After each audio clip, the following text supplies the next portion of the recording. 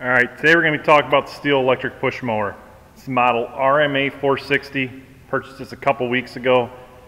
I bought this just to trim under trees and around landscaping before we mow. Nice thing with the electric is when you're going from tree to tree, you can just let go of it, it shuts off, and then you turn it back on when you get to the next spot. This model is non-self-propelled. They did come out with this model self-propelled. You can get it. It's like a $40 or $50 option, but it doesn't really weigh much, and all the wheels are on roller bearings, and it pushes really easy. So I guess if I was cutting a lawn with it, self-propelled might be an option you'd want. So far we like this. Main reason I went to the electric is I'm switching over to some of them just for the ease of use. We got the electric weed trimmer now. I'm going to do a better review on that to answer the life of the battery for a lot of people. My dad's got the blower. I'm going to be purchasing one of them in the spring just to take with the camper. And I bought him the hedge trimmers last Christmas, and I was hoping to get a review on them this spring, but he got to them before I had a chance to get down there to look at them. So if we trim shrubs and stuff this fall, I'm going to try to do a review on them, but so far he loved them. Main reason I chose this mower over the other one, there's another model that's bigger. It's a 21 or 22 inch cut. This is only a 19-inch cut, but this takes the same battery size as the weed trimmer and the blower that I'm going to get. The model above this takes a different battery, so it's not compatible with the chargers that I already have. So the nice thing with this is if I'm using it and I run out of battery, I can grab the battery out of my weed trimmer or something else. It just won't run as long on it, but it still fits in here. They were running a deal where if you bought this, you could get a spare battery for half price. I don't know if that's still going on or not. The main part for your battery is right here, and then this really does nothing. This is just to hold the spare. So you have extra if you need it. This is the eco switch on or off. The eco mode will, if you're in light grass, it doesn't run as hard, and then if you hit thicker grass where needed, it'll kick it in and boost it up. It's really to save battery. I haven't used it enough to really notice a big difference with it, but today primarily I'm just going to try to see how much you can possibly mow with this. So if anyone out there is looking at these, it can answer questions for them if this would work right for them or not. The only thing I don't really like about this that I can complain about, it's a nice feature, but they only give you 1-inch increments on cut. It's 2, 3, 4, 5, 6, and 7. Sometimes I like to mow in that 3.5 to 4 range. So it's not a huge deal, but to me, I think they could have made it 1/2-inch cut adjustments. But nice thing with it is one handle. You can move it and it adjusts all 4 wheels. It's not like some mowers where you have to adjust each wheel individually, or you have to adjust the rear and the front. I mean, that is nice. You can adjust the cutting height very easy. You can turn it into a bagger, to a mulching mower, or to side discharge. Really simple and quick. I'll go over that here in a second. And there are quite a few advantages to the electric over the gas that I do like. For not using it a lot, it's just the ease of storage.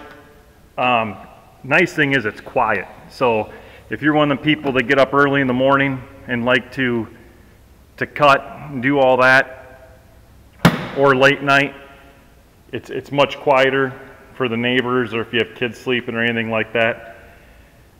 I'm going to go ahead and show some of the features on it, and then we're going to go out and test this thing and see how long it'll mow.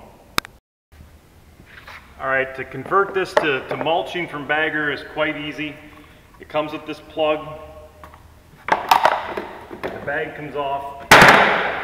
Really easy.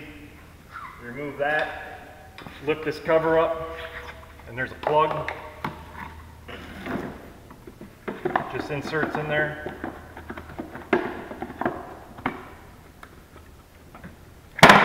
Now you're converted over to a mulching deck.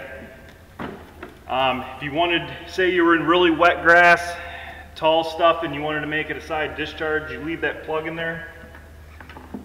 This lifts up, and then now you can mow with side discharge. So very simple to change from one way or the other. I've mowed with this and tested it every way. The bag option works good. Fills up sort of quickly, depending on how much. It's not a huge bag. I've noticed you got to dump it quite often. I was not a fan of the side discharge. Doesn't seem like it spits the grass out enough. It likes to windrow. I wasn't real impressed with that. We'll go out back and I'll show you that. But so far the mulching worked the best. That's how we've been using it so far.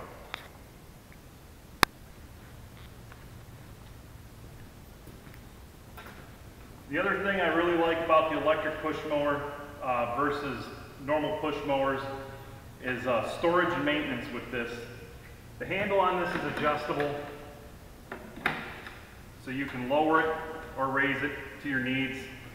It does fold forward if you wanted to put it in the car, or you can fold the whole thing forward and then that handle back.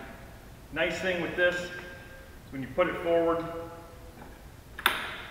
you lock the two pins and you can sit it up, clean the deck out, all of that.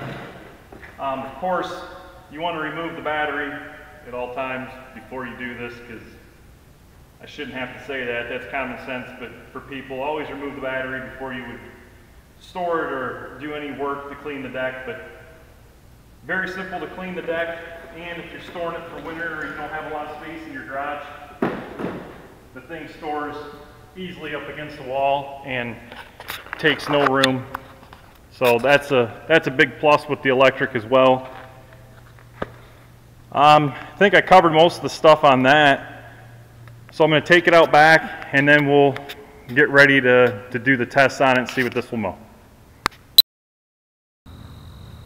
Alright, for operation of this, it's simple. You push the orange button in and then you pull back on the handle. When you let off, it shuts off. It won't turn on unless you push the button in first. I'll go ahead and let you hear this eco mode, how it works. You see how it quiets down, and if you're mowing lighter grass, it won't run as high, and then as soon as you hit thicker stuff,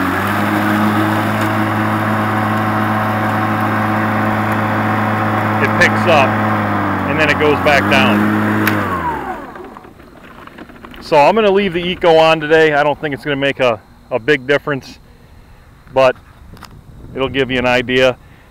Now today I knocked it down. I've been mowing 4 inches.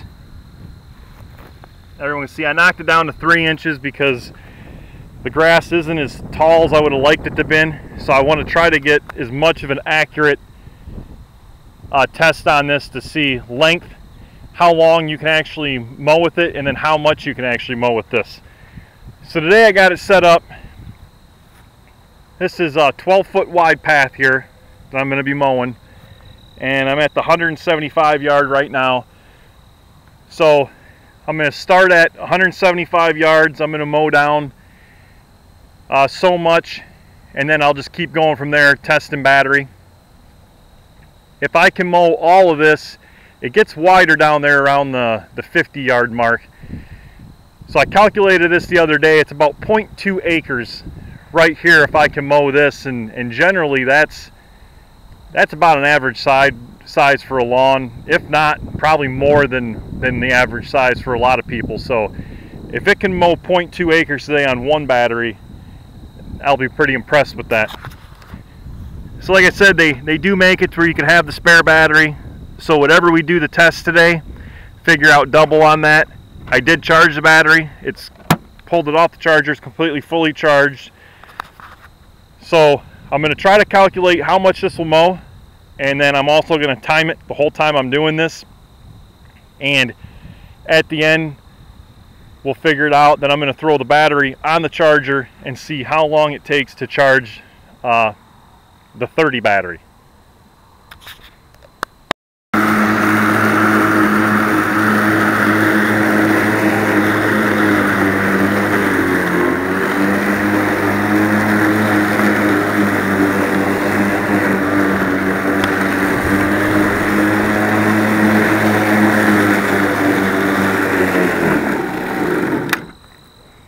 Well, I've noticed with a lot of this clover and stuff, this is my first pass and it's already bogging it down pretty good, as you can just see, stalling it out. So I don't know how good of a test this is going to be today. Alright, I made my first pass here at 75 yards, and I don't know, with it mulching, 3 inches might be a little too much for it. I'm not real impressed so far with that. It's bogging it down pretty good. Almost you have to crawl. So I guess if you had the side discharge chute on, it would be fine, or even if you were bagging it. But I wanted to get a good test on what would take the most battery, which mulching would. So most generally, if you're mulching, you're probably not mowing, taking that much off at one time. So I went ahead and I knocked it back up to the 4-inch mark like I normally mow at. We're going to finish the test in 4. In the future, I'd like to get one with bagging too, to see how long it would last. But like I said, I wanted to do the most extreme test on this to actually give everyone a really good, accurate, worst case scenario, how much life you'd get out of this battery. Alright, I made a pass at 4 inches. It's really working good now. Hasn't bogged it down. I can move right along, and it's really doing a good job at mulching. As you can see, the other path at 3 inches, it was leaving a lot of unmulched grass behind. So if you do mulch with one of these, you definitely can't take off too much, or this mower is not going to perform. Alright, well, I guess I had higher expectations of this push mower than what it proved today. I stopped at the 100-yard mark and started turning around, going from there, because once I started, I knew there was no way I was going to be able to mow the whole thing on one battery. So 75 yards is all I got out of it. It's dead. I timed it. I figured it would have lasted a lot longer than that. I don't know if you can see that. 11 minutes, 51 seconds. So about 11:52. So I'm going to go ahead and do is take the battery up. I'm going to throw it in the charger. I'll time it, see how long it takes to fully charge the battery after you drain it. We're going to come back. I'm going to throw the side discharge chute on, and then we're going to continue on and see how much we can mow at 4 inches with the side discharge chute. I would put the bagger on, but the side discharge or the bagger, it doesn't really matter. The only thing is I'm going to have to stop and empty a bag, and it's more weight I got to push around. So for testing purposes, we're just going to go with side discharge. We'll get all that done. We'll time it, see how far we can go, and then we'll go back and I'll give you my final thoughts of what I feel about this. Alright, finally back. Got the battery charged. Side discharge chute's on. Like I said, this or the bagger, it's not going to make a big difference, except it's going to make it easier on me pushing it without a bunch of weight of extra grass. Definitely not the mower to have if you're impatient. When I used this, the battery got hot, and I did remember this. The other model with the bigger battery, the different battery than this one, the charger has a fan on it that cools the battery down and cools it when it charges, which these AK batteries don't have that type of charger. So I threw it in the charger, but the battery was too hot, so I had to wait till the ambient temperature got the battery cool enough for it to charge, which took 56 minutes. So I put the battery in the charger. 56 minutes later, decided it wanted to charge. 2 hours and 12 minutes later, the battery's at a full charge. So not real impressed with that aspect. So hopefully with the side discharge chute on this thing, it'll last longer than 12 minutes. So I'm going to do the same test, probably like 75 yards. I'll try to do that. We'll go from there, and then I'll do 25 yard increments past that and see how much we can mow with this.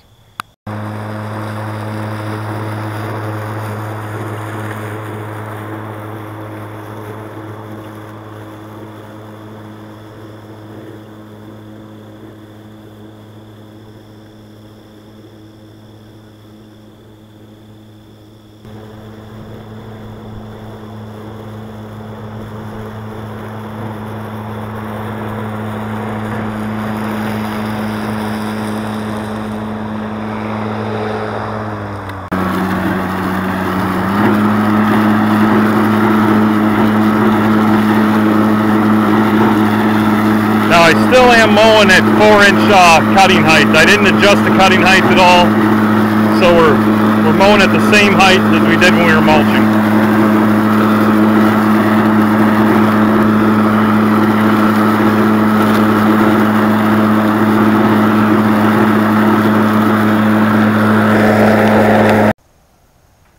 All right, well, I concluded you can definitely mow a lot more when you're not mulching. Probably more than double. I mowed 75 yards back there, and then I continued to mow the rest, and I still had battery. So I come up here, I had to mow into the yard up here and finish over here where I didn't start before. So time wise, about 25 minutes. So pretty much double the battery life I got out of it rather than mulching, which we all know mulching does take a lot more power because you're continuously chewing it up, so you would think it would last longer. I'm going to go ahead here and try to gather my measurements, figure everything out, and I'll give you my thoughts and conclusion of what I feel on it here in a minute. Alright, got some numbers calculated out here. I'm going to go ahead and give you guys my thoughts on this. If I were mowing my lawn with this push mower, I would probably opt for the self-propelled model. This one pushes very easy, but if I was using it all the time, of course self-propelled, especially if you had the bagger on there with the extra weight. If you plan on bagging, I would probably get the self-propelled. I don't know how much more battery the self-propelled would use though, so that's something to take into consideration as well. Of course, mulching didn't really work out that well for us today. Side discharge or bagging is definitely a better option. I'm going to go ahead and throw some numbers here, so if anyone's interested in getting one of these, your yard size, lawn size, that kind of stuff, you can figure it out, multiply the length times the width of your lawn, and it'll give you the square footage. Now, mulching with this mower, the battery, we got 12 minutes out of it, and it mowed about 2,700 square feet, which is 0.06 of an acre. So that's not that much. The size that I did was 12 foot by 225 feet. That was all I could mow with this mulching. Now with the side discharge chute on, when I came back after charging the battery, it mowed 0.13 acres with 25 minutes of battery length. That was 5,588 square feet. So definitely considerably bigger, almost double not mulching. Like I said, for what I'm using it for, we can get one battery out of doing the trimming. It works well. The only big downfall I didn't like was the battery time to charge it. Like I said, that cool down cycle took 55 minutes, and then it took over 2 hours to charge the battery. So not a big fan on that. Like I said before, if you're an impatient person, this is probably not the mower for you if you're in a hurry. The only other advice I could give somebody is I would probably buy a second battery. If your lawn's bigger than what I just stated, then I would definitely opt out, buy the extra battery, and then that could get you double the numbers that I just said. Probably take you a week to charge the batteries at that length. But one more thing I wanted to add here, while I was mowing with the side discharge chute, it was operating in eco mode a lot more. There was even sometimes in taller stuff it wouldn't kick the RPMs up. So I don't know, especially near the end, I don't know if the battery has something in it. I'll have to research that if it gets hot, if it was doing that, you know, to conserve power, because maybe the battery was getting low, and then once it was in eco mode for a while, it gave itself a boost back up. But the last 4 or 5 passes I did at the end, I was really pushing into some heavy stuff trying to get it to kick in, and it wasn't coming out of eco. So that probably helped extend the battery life as well, rather than mulching. I hope this video helped anyone that was, you know, interested in these. I am going to do some more similar videos with this, with the electric blower. Hopefully, eventually the hedge trimmers, and definitely I'm going to do another one on the weed trimmer, and see exactly how much time we can get out of a battery and length of charge, etc. with that. So, like I said, thanks for watching, and hope this helped.